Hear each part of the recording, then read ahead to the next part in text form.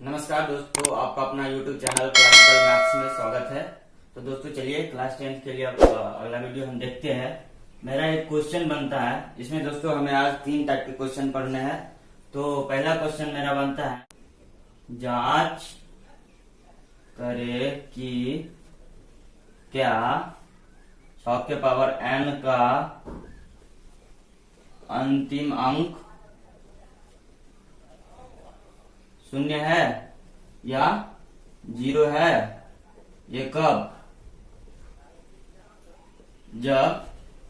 जहां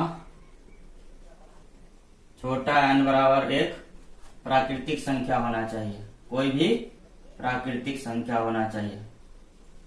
तो चलिए दोस्तों इसे हम सॉल्व करके देखते हैं। पहले मेरा क्वेश्चन एक बार फिर से पढ़ लेते हैं कि जांच करे कि क्या 6 के पावर n का अंतिम अंक 0 है, जहां छोटा n बराबर प्राकृतिक संख्या, कोई भी प्राकृतिक संख्या। तो चलिए इसे हम सॉल्व करके देखते हैं। तो सॉल्व करने के लिए हमें क्या करना पड़ेगा दोस्तों कि सॉल्व करने के लिए हमें देखना पड़ेगा कि सबसे पहले हम लेट कर लेते हैं, मान लेते हैं। क्या मान लेते हैं? तो लेट यानी कि माना कि छोटा a बराबर 6 के पावर n। ये हम 6 के पावर n को छोटा a कह के मान लेते हैं। तो चलिए मान तो लिए, अब हम इस फॉर्म को तोड़ेंगे।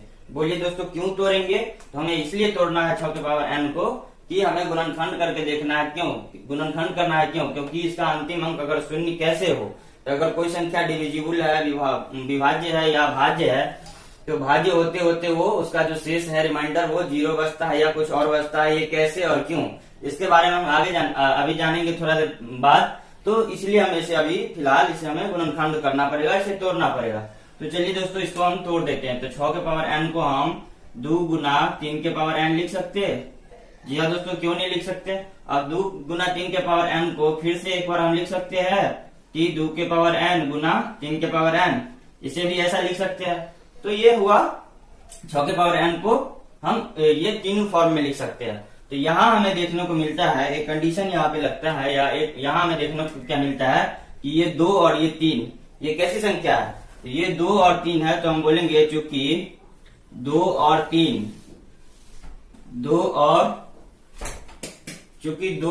3 जो है दोस्तों वो क्या है? क्योंकि 2 और 3 अभाज्य संख्या है ना दोस्तों, अभाज्य है। 2 और 3 क्या है? अभाज्य संख्या। तो अब हम आगे यहाँ एक और कंडीशन हम जानते हैं, नोट में एक और कंडीशन हम जानते हैं कि कोई भी संख्या या किसी भी संख्या के लास्ट में 0 कब आता है। तो हम इससे पहले वाले वीडियो में पढ़ चुके हैं दोस्तों कि अगर वो 2 के पावर n और 5 के पावर n इस फॉर्म में अगर कोई भी संख्या है तो वो उसके लास्ट में क्या आएगा? 0 आता है। तो चलिए हम लिख देते हैं ऐसे कि चूंकि हम जानते हैं, क्या जानते हैं दोस्तों? चूंकि हम जानते हैं कि किसी भी संख्या के अंत में शून्य तब होगा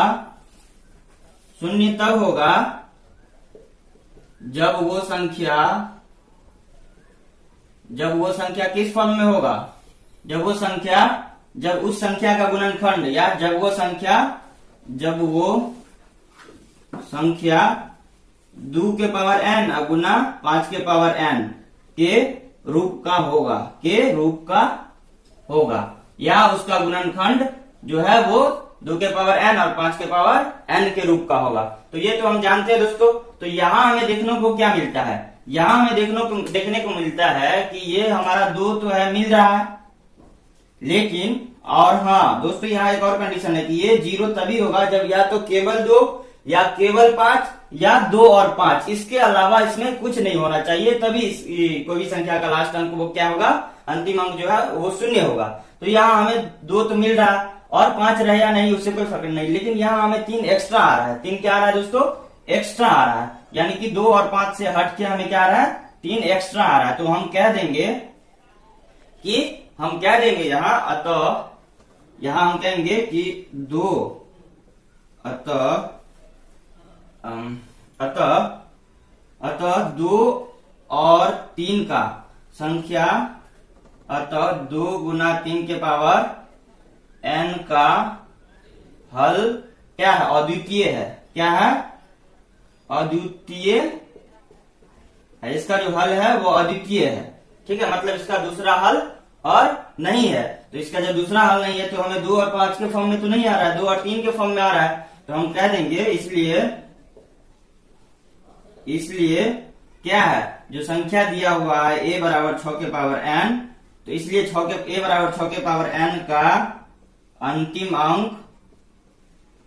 अंक शून्य नहीं होगा। शून्य नहीं होगा। शून्य कब होता है दोस्तों? जब हमें 2 और 5 के फॉर्म में इसका गुणनखंड आता है, लेकिन इसका गुणनखंड हमें 2 और 3 के फॉर्म में आता है, तो ये इसका अंतिम अंक जो है वो शून्य नहीं होगा। तो चलिए अब हम अगला क्वेश्चन देखते हैं कि बताएं कि 7 गुना 6 गुना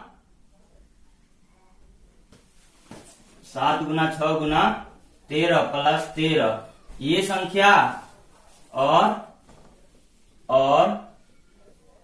7 गुना 6 गुना 5 गुना 7 गुना 6 गुना 5 गुना 3 गुना 2 और प्लस यहाँ 5, ये दोनों जो संख्या दिया हुआ है, तो क्वेश्चन बताएगा, एक टाइप का क्वेश्चन बनता है कि बताए ये संख्या और ये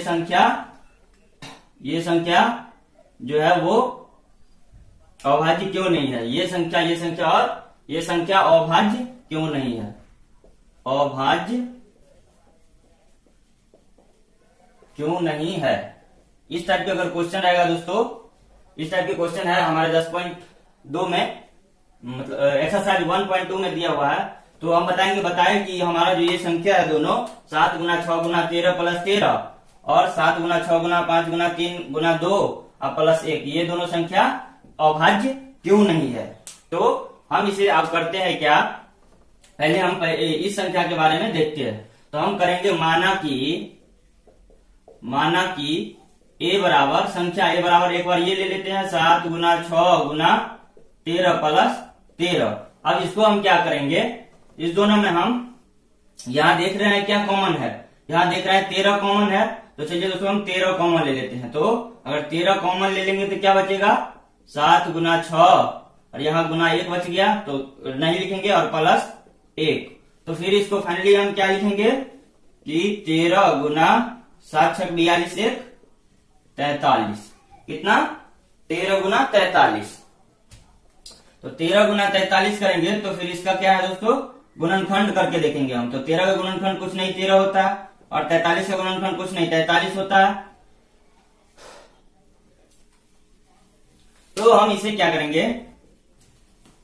ये एक और स्वयं के अलावा, जैसे कि अगर कोई संख्या 13 ही होता तो इस दोनों को गुना करेंगे, तो वो संख्या अगर हमें बॉक्स में आप लोग करके देखिए दोस्तों, यहाँ कोई भी संख्या आएगा, ये क्या संख्या आएगा, जब हम इस दोनों को गुना करेंगे, इस दोनों को गुना करेंगे तो यहाँ कोई संख्या आएगा। तो यहाँ जो कोई संख्या आएगा तो उसका फॉर्म बनेगा ये, उसका गुणनखंड करेंगे, गुणनखंड तोड़ेंगे तो हमें ये प्राप्त होगा। तो जब हमें ये प्राप्त होगा दोस्तों, तो हम यहाँ पे जो संख्या रहेगा तो वो तो 1 और स्वयं के अलावा 13 और 43 से भी कट रहा है। यानी कि हम क्या बोले थे, अभाज्य संख्या कौन होता है, जो स्वयं और 1 के अलावा किसी से नहीं कटे, वो अभाज्य होता है। लेकिन यहाँ स्वयं और 1 के अलावा ये संख्या जो होगा ये 13 और 43 से भी कट रहा है। तो हम कह देंगे कि ये संख्या क्या है, ये संख्या भाज्य है, ये संख्या भाज्य है, ये संख्या अभाज्य नहीं है। तो हम यहाँ लिखेंगे दोस्तों, चूंकि जो है जो 13 गुना 43 दिए गए संख्या के गुणनखंड का गुणनफल है, गुणनखंड का गुणनफल है। अतः संख्या a जो है, संख्या a क्या है, वो विभाज्य है, यानी कि अभाज्य नहीं है। संख्या a विभाज्य है, मतलब कटने वाला है। और या इसी को हम और करके लिख देंगे, या संख्या a क्या है, अभाज्य है, अभाज्य नहीं है, अभाज्य नहीं है। हो गया दोस्तों। अब इसमें हमें फिर अगला सवाल, अगला क्वेश्चन, जो अगला जो संख्या दिया हुआ है ये संख्या, इसके बारे में तो हम जान गए, और इस संख्या के बारे में क्या जानते हैं, तो इसके बारे में भी वही चीज लिखेंगे दोस्तों। अगर हमें कहीं एक संख्या देता तो भी बन जाता मेरा सवाल यहाँ, लेकिन यहाँ दो संख्या दे दिया है, तो दोनों संख्या को हम फिर से दूसरा संख्या को भी वही प्रोसेस करेंगे, वही तरीका अपनाएंगे, फिर से करेंगे लेट, फिर से मान लेंगे। माना कि, तो उसको इस संख्या को a माने थे, अब इस संख्या को b मान लेते हैं, तो माना कि b बराबर कितना, 7 गुना 6 गुना 5 गुना 3 गुना 2 प्लस 5, है ना। तो इसे हम b बराबर मान लिए। अब इसको हम क्या करते हैं, इस दोनों में भी हमें क्या देखने की, यहाँ भी हम कॉमन लिए थे, तो यहाँ भी हमें देखने को मिलता है यहाँ 5 और यहाँ 5 कॉमन आने वाला है। तो चलिए हम इस दोनों में हम कॉमन ले लेते हैं 5, तो 7 गुना 6 गुना 3 गुना 2 प्लस 1। तो इसको अब हम क्या लिखेंगे कि 5 गुना, अब इसको सब, इस सबको गुना कर देते हैं, तो गुना करने पर हमें क्या मिलता है, 7 6 42 और 3 गुना 6, तो 42 और 6 को गुना करेंगे, 6 दूना 12 और 6 6 24 25, यानी कि 252। अब 252 में हम क्या करेंगे, एक जोड़ देंगे, 252 में एक जोड़ देंगे, तो चलिए 253 हो गया, 253। तो 253 जो हो गया, तो हम क्या कहेंगे, तो फिर यहाँ पे क्या संख्या आएगा, यहाँ पे जो भी संख्या आएगा उसका गुणनखंड ये होगा। तो हम गुणनखंड को या सीधे गुना को डायरेक्ट पूरा पूरा गुना नहीं करके, फिर तो हमें यही दिखाना पड़ेगा, तो हम यहीं से ये दिखा देते हैं। तो यहाँ से हम दिखाएंगे, तो देखते हैं क्या 253 का यहाँ पे 13 और 43 का और गुणनखंड नहीं हो रहा था, तो हम यहाँ देखेंगे क्या 253 का और गुणनखंड आ रहा है।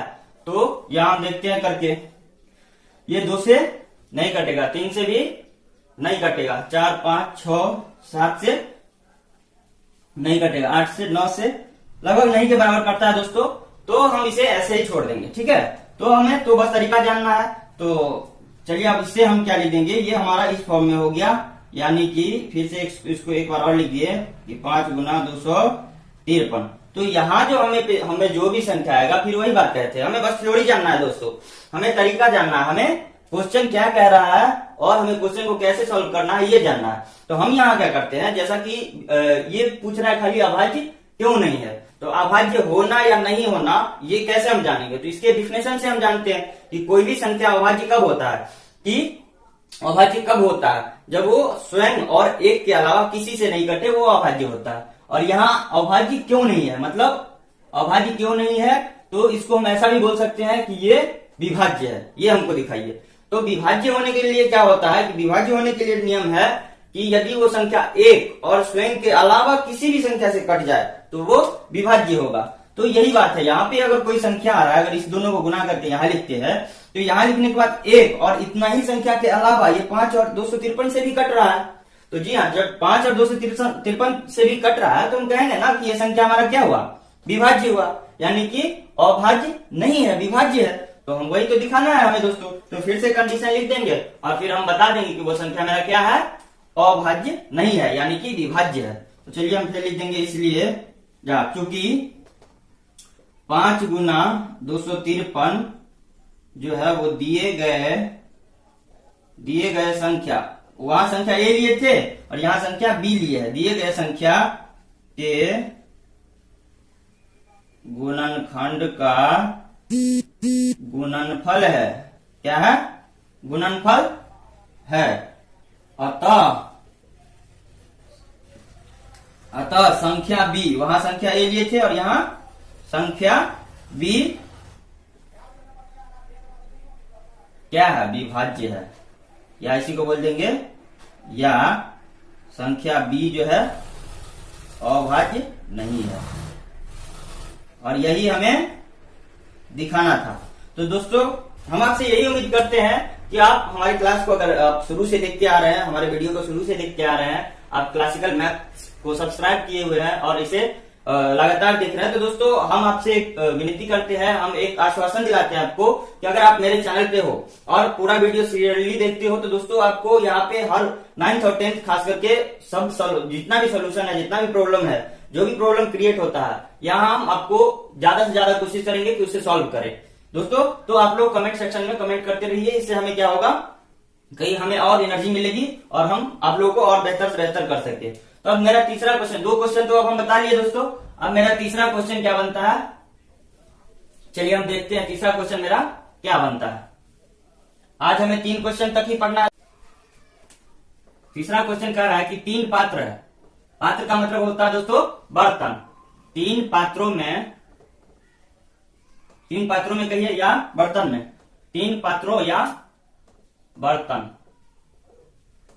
बर्तनों में कितना 6 लीटर, 72 लीटर और 152 लीटर। ये भी हमें एक तरह का क्वेश्चन मिलेगा। 52 लीटर 3 पात्र में अलग अलग इस तरह से, जो इतना लीटर दूध कहिए या पानी है। तो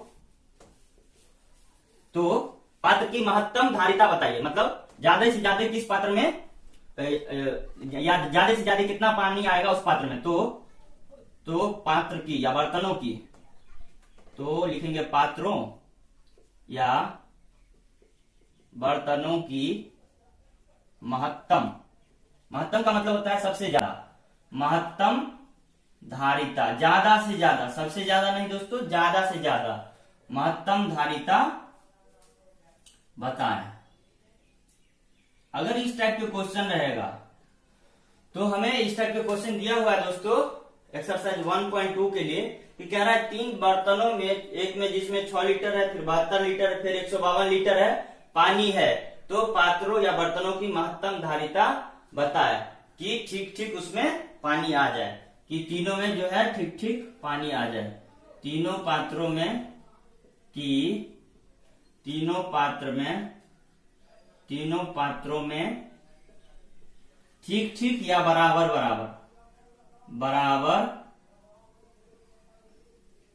ठीक या बराबर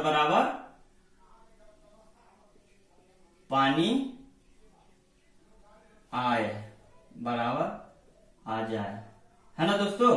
तो चलिए इसे हम सॉल्व करके देखते हैं। यहाँ हमें क्या क्या दिया हुआ है, 6L दिया हुआ है, फिर 72L दिया हुआ है और फिर 152L दिया हुआ है।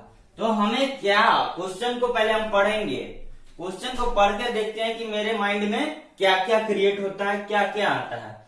तो 3 पात्र दिया हुआ है, 6 लीटर जिसमें पानी है, 6 लीटर, 72 लीटर, 152 लीटर पानी है। तो पात्रों की महत्तम धारिता, पात्र हम देख लिए, 3 पात्र में 3 अलग अलग पानी दिया है, और यहाँ कह रहा महत्तम धारिता। इस पे हम थोड़ा गौर करेंगे दोस्तों कि तीनों पात्रों में बराबर पानी आ जाए। तो हम इसके लिए क्या करते हैं, और फिर यहाँ बराबर पर भी थोड़ा सा ध्यान देते हैं। और वैसे भी हम चैप्टर कौन सा बना रहे हैं दोस्तों, गुणनखंड, और उसमें भी लघुत्तम महत्तम वाला। तो हमें श्योर हो जाएंगे कि ये महत्तम टाइप का सवाल है। तो महत्तम में अभी तक हम दोस्तों, पिछले वीडियो में हम जब 2 डिजिट दिया रहता था, 2 अंक दिया रहता था, तो उसका हम महत्तम निकाल लेते थे। आज हमें यहाँ नया मिला है कि जब 3 डिजिट हो तब उसका महत्तम कैसे निकालेंगे। तो दोस्तों इसके लिए अलग टाइप के भी क्वेश्चंस थे, जो सीधे आपको ऐसे कह देगा कि 900 निकालिए, 900 क्वेश्चन एक बनेगा कि 900 बराबर वाट, वो कब, जब एक संख्या दे देगा 42, फिर 153, फिर 205। इस टाइप के अगर क्वेश्चन दे देगा तो वहां जब एक बार 2 डिजिट देता था तब तो हम आसानी से निकाल लेते थे, और हम 6 भी चुके हैं पिछले वीडियो में। और यहाँ लेकिन जब हमें 3 डिजिट दे देगा, यहाँ 3 अंक दे देगा, 3 संख्या दे देगा, तब हम उसको महत्तम कैसे निकालेंगे। तो इस टाइप के भी क्वेश्चन इसी में आ गए दोस्तों। तो हम दोनों को समझ लेते हैं एक ही साथ। तो चलिए यहाँ में, तो हम क्या करते हैं, इसका तरीका क्या है, सबसे पहले ये समझिए। 2 अगर रहता था संख्या तब तो हम डायरेक्ट इसे सॉल्व करते थे गुणनखंड विधि से, लेकिन जब 3 संख्या हो तो 3 संख्या को सॉल्व करने के लिए हम क्या करते हैं, तीनों संख्या को यहाँ हम लिख दिए, और लिखने के बाद क्या करते हैं, पहले इस 2 संख्या को हम क्या करेंगे, मौसा निकालेंगे। और इस 2 संख्या को मौसा निकाल लिए, और फिर यहाँ कितना है, 152 था पहले से, तो अब इसका जो मौसा होगा उसको इसके साथ निकाल देंगे। तो ये मेरा फाइनल क्या हो जाएगा, मौसा हो जाएगा। तो यही मेरा तरीका करना है, यही इसी स्टेप में आगे बढ़ना है। तो चलिए हम आगे बढ़ते हैं और आगे हम सॉल्व करते हैं। तो दोस्तों यहाँ पे हमें क्या देखने को मिलता है कि अभी लीटर को नहीं लेंगे, हमें बस डिजिट को लेना है। तो यहाँ हम एक बार लेते हैं क्या, या ये तो तरीका था दोस्तों, अभी जो हमने बताया तरीका ये तरीका था वो कब, जब हम यूक्लिड विभाजन से मौसा निकालेंगे। क्या? जब हम यूक्लिड विभाजन से मौसा निकालेंगे। लेकिन अगर हमें यूक्लिड विभाजन से भी हमें आसान लगता है क्या दोस्तों, गुणनखंड विधि, तो गुणनखंड विधि में सिंपल है, यूक्लिड विभाजन से बहुत आसान है, तो गुणनखंड विधि ही हम अप्लाई करते हैं। तो क्या करते हैं, पहले 6 का क्या कर लेंगे, गुणनखंड कर लेंगे, फिर यहाँ 72 का गुणनखंड कर लेंगे, फिर यहाँ 152 का गुणनखंड कर लेंगे। ठीक है, अब हम 6 का गुणनखंड करते हैं तो हमें क्या मिलता है, 2 गुना 3, फिर 72 का, तो 2 गुना 2 गुना 2 गुना 3 गुना 3, 2 दूनी 4 दूनी 8 3 24 या 72, और 152 का हम निकाल लेते हैं। तो दोस्तों हमें क्या आता है, 2 से 2 सत्ते 14 और 2 छक्के 12, फिर 2 से 2 तिया 6 और 2 अट्ठे 16, फिर 2 से 2 एक 2 2 18। तो हमें क्या मिल रहा है यहाँ दोस्तों कि 2 गुना 2 गुना 2 गुना 19, यही ना हमें मिल रहा है। तो ये हमारा क्या हो गया, तीनों का अलग अलग गुणनखंड हो गया। तो तीनों को गुणनखंड निकालने में कोई दिक्कत नहीं, हम पिछले भी वीडियो में देख चुके हैं। अब इसे हम एक फॉर्म में और लिख लेते हैं, किस फॉर्म में, पावर के फॉर्म में।